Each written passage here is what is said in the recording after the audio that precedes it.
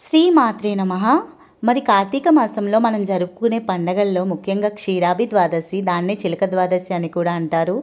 సాక్షాత్తు శ్రీ మహావిష్ణువు ఆషాఢ శుద్ధ పాడ్యమిలో గాఢ నిద్రలోకి వెళ్ళి తిరిగి 3 నెలల తర్వాత ఈరోజైతే లేచి శ్రీ లక్ష్మీ సమేతుడే మన ఇంటికి విచ్చేస్తారండి. ముందుగా ఈ విధంగా అయితే పూజ చేసుకోవాలి.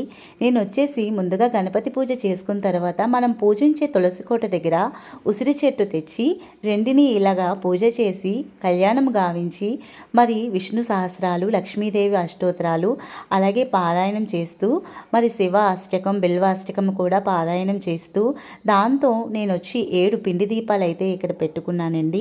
మరి అలాగే మనం క్షీరాభి ద్వాదశి వ్రతకల్పం కూడా చదువుకొని అలాగే విష్ణు సహస్రనామాలు పారాయణం చేస్తే ఆయనకు చాలా ఆనందం అండి.